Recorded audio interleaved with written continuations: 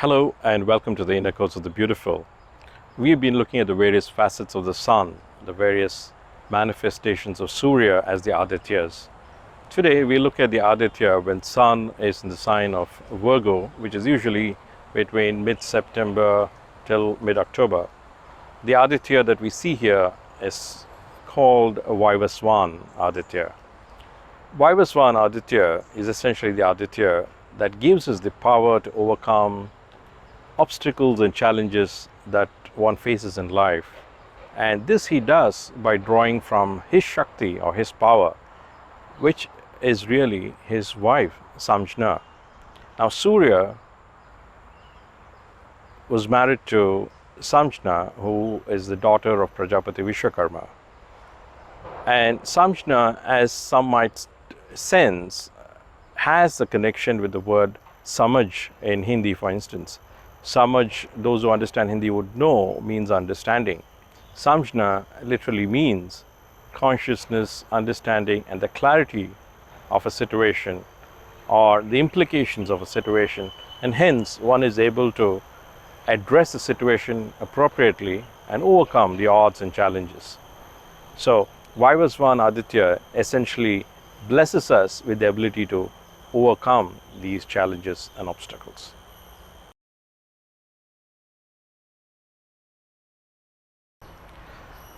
Vivaswān Aditya is of the Agni Tattva or the fire element. And the element of fire is essentially responsible for the process of transformation. And the transformation can be both literal and figurative, can be physical and also in the spiritual sense. So Vivaswān Aditya is characterized by this ability to transform the nature of things. For instance, Vivaswān Aditya is the one who draws the waters from the oceans in the form of vapor and takes it up and forms these rain clouds, the rain-bearing clouds, which eventually come down to us as rains and replenishes the earth so that new crop plants and crop may grow. We saw in the early episodes where Varuna is the god or the Aditya who rules the oceans and the waters, and Indra, the Aditya again, it was responsible for bringing down rains. So Vivaswān Aditya is a crucial link between Varuna and Indra, and he does that by playing his transformative role. When the rains come down and then you have the plants and the crops that grow, it gives us the food, and then again Vivaswān Aditya plays his role for us to be able to take in this food and assimilate it in the form of energy so that our bodies are sustained. Now, how does he do that? The natural sixth house, which is Virgo, also rules the process of digestion. In Sanskrit, it's called pacha, and hence in Hindi, it's called pachna, means to digest. Now, in order to digest, what does one do? You put the food through a process by cooking it so that you make food digestible. That is called pachakam. Like for instance, even today, if one were to go to Kerala in Malayalam, it's called pachakam. Cooking is called pachakam. Essentially what you're doing is you're making food edible or digestible. Now you have another situation. You have food, you also have food that's made digestible and you have it. What if you want to have more than what you can digest? In a sense, like what they would say, it's biting more than one can chew. So here you have a situation where again from the root word pacha, you have a situation of Upachaya.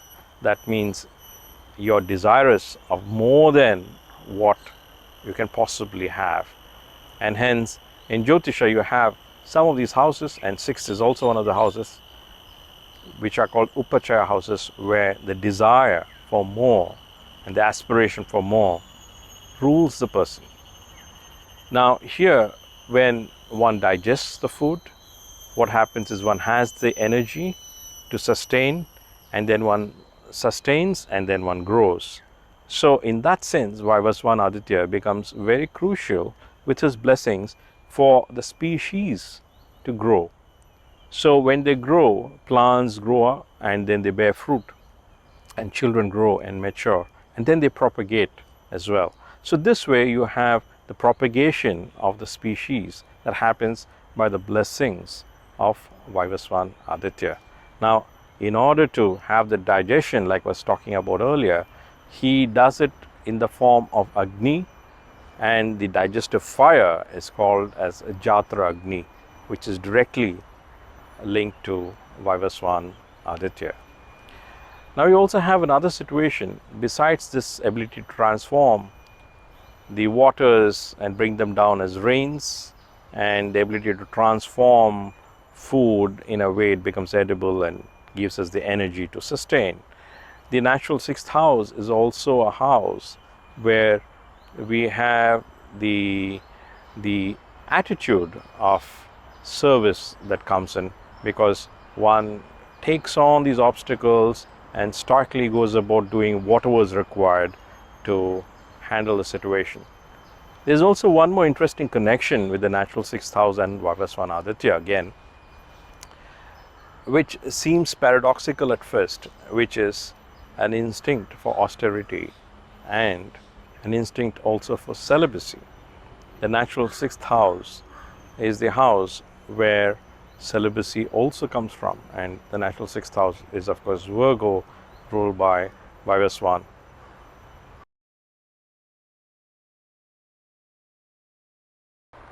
There's a very interesting story on Lord Hanuman. Lord Hanuman, as everyone would know, is known for his incredible, almost immeasurable power, but he's also known in equal measure for his unconditional devotion. So the story goes that Lord Hanuman, when he was a little child, and he wakes up one morning, and of course he has a very healthy appetite, so he calls out for his mother Anjana Devi. And on that particular day, Anjana Devi, as was the usual practice, had gone to gather some flowers and fruits, but she had not returned yet. So little Hanuman is quite hungry and is unable to wait for his mother to come back and give him some food. So little Hanuman eyes this huge ripe red fruit in the horizon, and he makes a dash for it.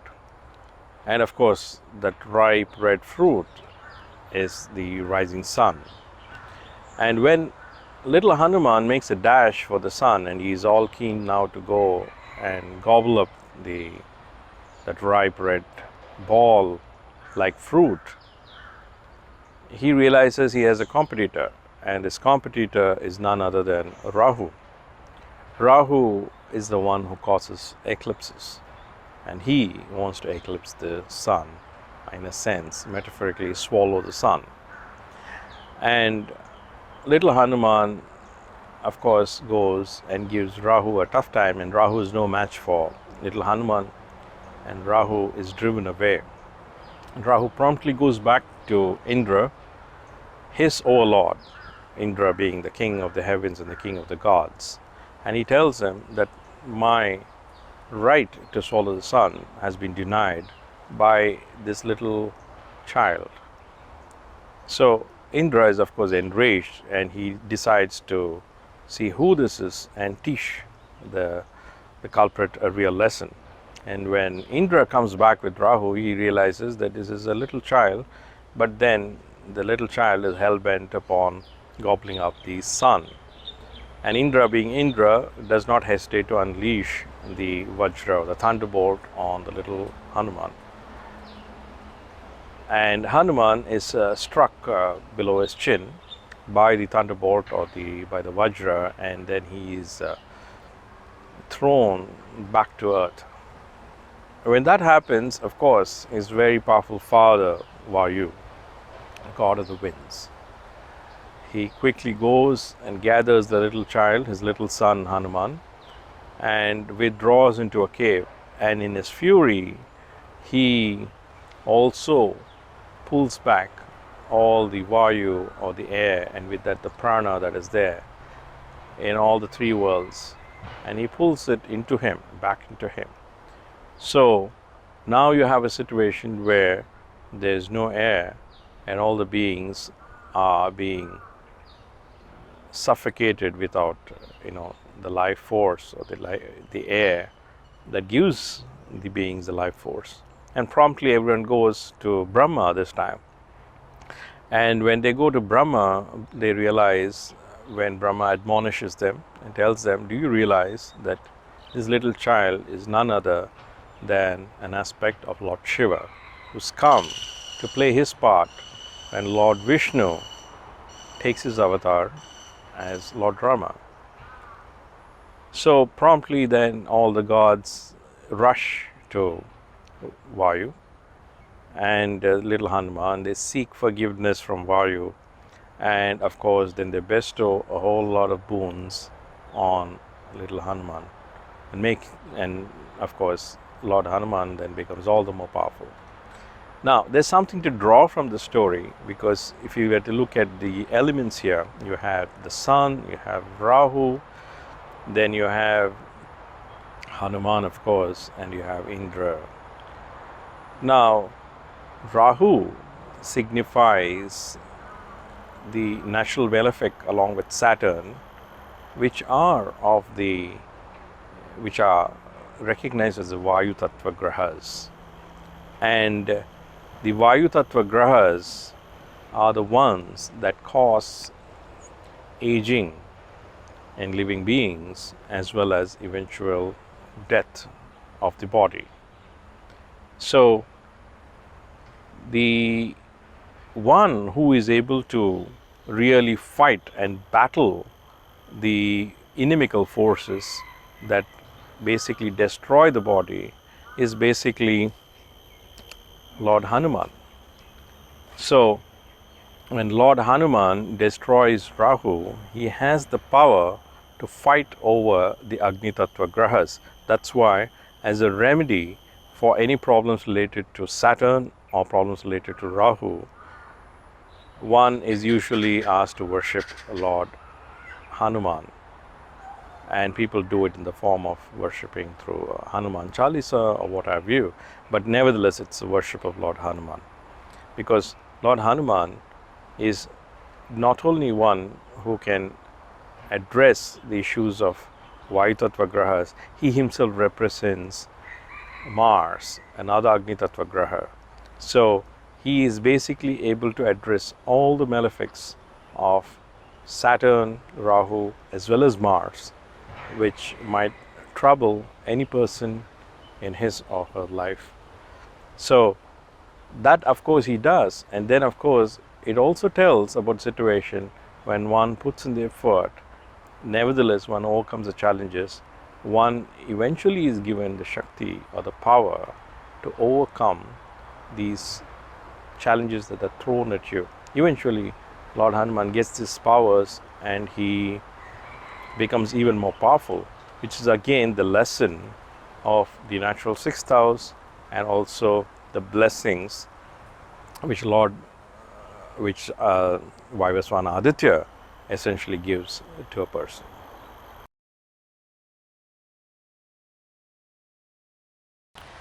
Let's take up a couple of case studies to better understand how Vivaswān Aditya influences our life, and particularly when Sun is in Virgo, his influence is even more fundamental. We start with a very compelling personality, Narendra Modi. Sun is in Virgo in Modi's chart. What that would mean is Vivaswān Aditya should certainly have a very prominent role in his life and events in his life. Modi grew up in a family of meager means. He supported his father in a shop that sold tea in one of the railway stations in Gujarat when he was still in his pre-teens. And he also set up another shop with his brother selling tea. He started supporting his family and contributing quite early in his life. I suppose, which is quite unlike, the childhoods that most of the other kids would have, or many of the other kids would have. He had to do that as he also pursued his education and other interests that he had. And also when he was in teens, given his family tradition, he was engaged to Jashoda Ben when he was still in his teens, and eventually they were married as well.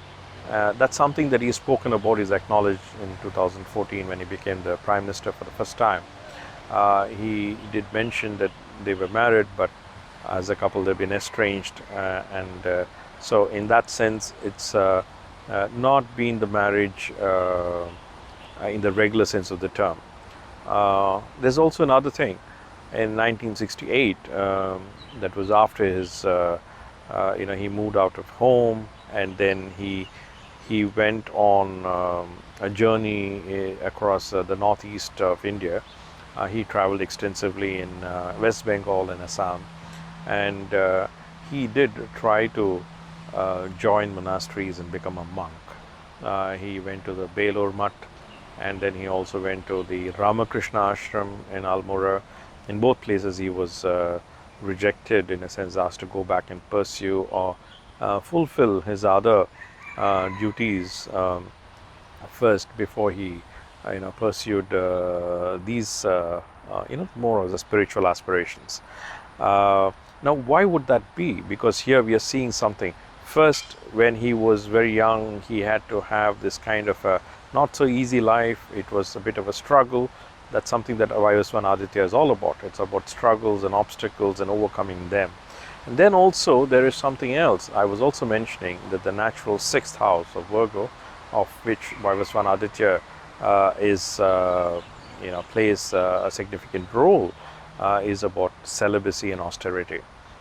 Now this is a very interesting thing, because on the one hand we are talking about Vivaswān Aditya being responsible for sustaining life and propagating the species. So why would they talk about celibacy? Now the point about celibacy here is Shukra, or Venus, which is the graha or the planet that's responsible for marriage. See, Shukra creates a sense of attraction, and the attraction comes about because of the beauty that we perceive. Usually we are talking about the beauty that we perceive between the opposite sexes, the male to female, and we are also talking about between partners and so on. So this is the kind of an attraction that Shukra or Venus enables, and when he does that, this is a very interesting aside to this as well. Shukra is, of course, like I was mentioning, Venus is Shukra. The very name Shukra has association with the word Shukla. Shukla in Sanskrit literally means semen, and Shukla also means the color white. Hence, we talk about the phase of the moon, which is waxing, as Shukla Paksha, because that's the moon that's growing towards becoming the full moon, and the brighter side of the brighter half of the lunar cycle in the month. So these associations are brought about from the word Shukra, and Shukra basically is expended in the 7th house, because the nature of marriage is such, the attraction between the male and female is such that the energy of Ojas is released or expended in the 7th house. But the spiritually aspiring individual is basically looking to transform this energy of Ojas into Tejas, into spiritual energy. Now, how does that happen? The love between people, between humans or between living beings, we realize is not always permanent. It's not sustainable. And in fact, more often than not, there could also be situations where the relationship does not sustain after the initial attraction. So, what then is a situation where Venus's love is able to sustain and be real? Now, Venus, the full blossoming of that love happens when that love is not for any living being or between males and females, so to say, but when that love becomes the love of the divine. And in such a situation, the emotion of love has been fulfilled in its fullest sense. Now, Venus blossoming fully happens in the natural 12th house of Pisces. Hence, we say that Venus is exalted in Pisces. And when we talk about love being fully blossomed, we would talk about someone like Meera, the legendary character, Meera, whose love for Krishna knew no bounds and superseded everything in her life. She sacrificed her whole life for the love of Lord Krishna. That kind of love of the divine, bhakti, in its fullest sense, is basically Venus in the sign of Pisces or the natural 12th. Now, when that happens, the energy that's expended in the 7th Ojas basically transforms into Tejas. Now, in order to do that, the 7th house from the 12th in this case, which is the exact opposite house of 12th, becomes the 6th. One needs to abstain from sensual pleasures. That is basically the way one can build Tejas or spiritual power and spiritual aura.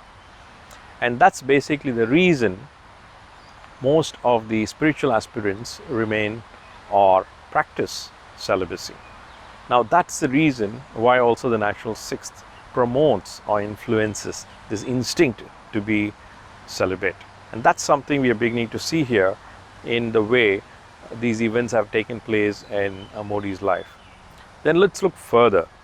He also had the other challenge, a very important one in 2002 when the Godhra riots happened. He was accused of targeting the minority community, and he carried the burden of it. He also carried the charges of state complicity in all of these what was called as a pogrom against the minority community, and so on. Now, that's something he had to basically prove his purity, so to say, and it took 10 long years. Until then, he had to, carry those accusations, and in 2012, the Supreme Court had instituted the SIT, and of course, he was then acquitted of these charges. But nevertheless, from time to time, he has to have this situation where he has to keep proving his purity or being clean as far as this is concerned. So that these are the kind of challenges that Vivaswān Adityā throws at a person. Now let's look at another quality. I was talking about the natural 6th also being an Upachaya house. Upachaya means there's a greater level of aspiration. and specifically in Modi's case, this sun is also in the 11th house. So 11th house is also considered as an Upachaya. So it's not only natural 6th of Virgo, it's also the 11th house in his chart.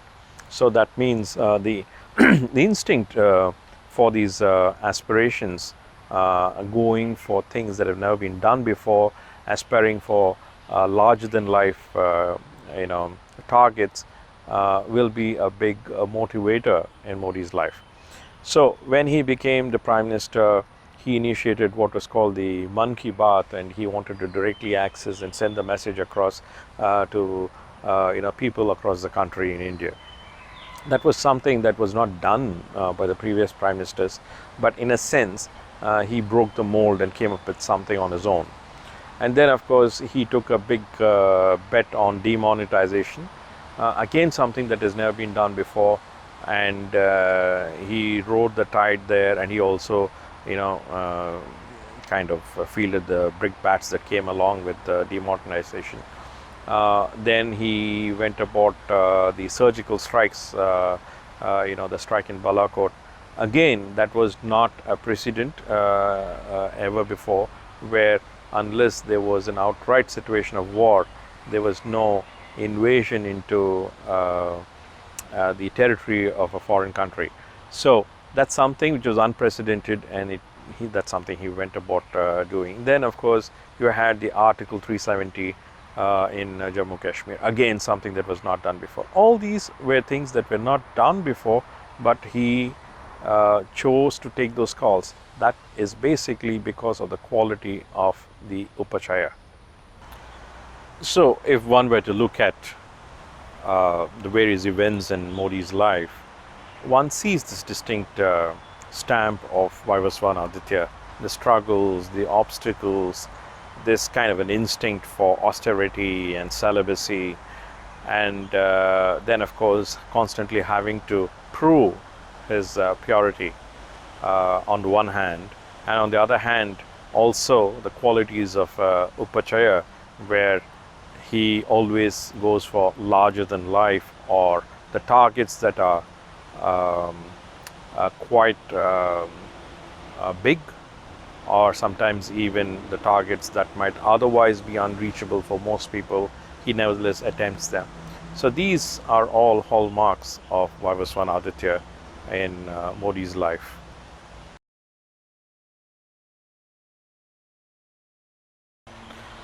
Another prominent personality with Sun and Virgo is none other than the father of the nation in India, Mahatma Gandhi. Let's look at Vivaswān Aditya's influence in his life. To begin with, one of the mottos that he led his life by, was simple living and high thinking, as he put it. So it was all about austerity, and austerity, again, like I've been talking about, Vivaswān Aditya is all about austerity, and that's reflected in the way he went about it. He was a vegetarian, and in terms of his austerity and even abstinence, it was reflected in two things in particular that he did. One was that he rigorously took to fasting. Most of the time he would fast on most days or whenever he could, and of course he used also fasting as a means of protest, going on hunger strikes and so on. So that was one of the things that he did, which is essentially about abstaining. The second thing was also, after he read the Bhagavad Gita, he was very convinced about the virtues that were implied in the teachings of Bhagavad Gita, which is about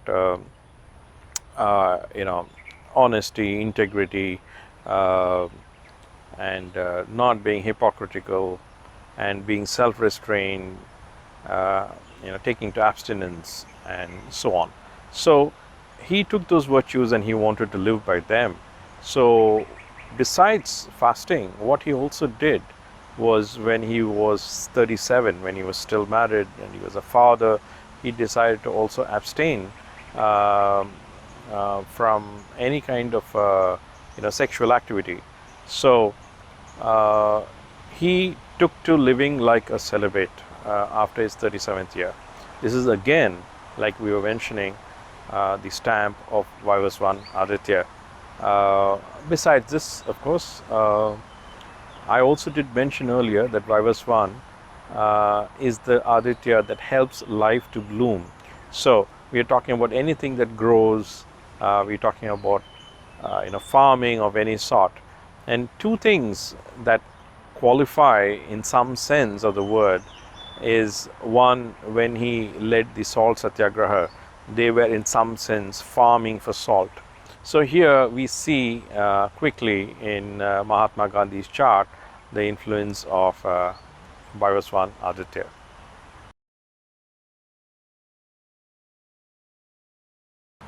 Let's wrap up this episode on Vivaswān Aditya with perhaps the biggest star of Indian movies, Amitabh Bachchan. Amitabh Bachchan in 1999 was voted as the greatest actor on stage or screen by BBC in a 1999 poll. The Egyptian Film Festival voted him as the greatest actor of the century. So clearly he had high success in his career, but his career was not always a bed of roses, so to say. It was filled with struggles. Sun in Virgo, Vivaswān Aditya, had a distinct stamp in Amitabh Bachchan's life. The very same baritone that we all celebrate today was not acknowledged or accepted when he started his career. He wanted to be part of the team in the All India Radio, but he did not clear the interview because his voice was not found to be good enough. And then, of course, when he took to acting, by the time he was 30 years of age, he had 12 flops. And just 2 of those movies did reasonably okay. So it was only when the writer Salim Javed came up with a novel idea of having the protagonist as an angry young man instead of the typical romantic hero of those days in the 70s, that Amitabh Bachchan had success. And when that role was written, none of the established heroes of the time wanted to play the role. So it was not by design, by default, it landed with Amitabh Bachchan. But then they say the rest is history. Zanjeer went on to become a massive hit, and then he became the template for the angry young man. And subsequently, of course, there were scores of movies made with that kind of theme. And as far as his political career goes, he did take a plunge into politics briefly in the 80s for about 3 years, and it was quite disastrous. And then he got out calling politics a cesspool. Now, when one says a cesspool, perhaps it's not in harmony with their sense of purity, which is again a Vivaswān Aditya quality. And even leaving politics did not spell the end of his troubles. He was implicated in the Bofors scandal, and then he had to bide his time before he was finally absolved of all his charges. But he had to basically prove his purity, the challenge of Vivaswān Aditya. Subsequently, he also started a company called ABCL. ABCL was a movie that was a company that was into producing and distributing movies, but that was again a spectacular disaster, and it left him in financial doldrums. And then he had to recover again from that kind of a crisis in his life, and subsequently he again stabilized his career by having a new role in television. So you see the various ups and downs in Amitabh Bachchan's life, characterized by Vivaswān Aditya. There was also one more thing, the theme of farming. In Amitabh Bachchan's case, that actually landed him in trouble because he acquired lands in Uttar Pradesh as a farmer. And of course, he was challenged, and the courts held that they were not legal in terms of the acquisitions, and subsequently he had to let go of them. But now again later he has still again acquired some lands in a separate kind of development. So there is this association with farming. It is about Vivaswan Aditya's need to help life bloom. So that is something that appeals to people with Sun in Virgo as well. So here we see many of Vivaswan Aditya's qualities bearing a mark on Amitabh Bachchan's life. I hope you found this episode on Vivaswan Aditya meaningful. Thank you for joining me. I hope you will join me next week as well. Thank you.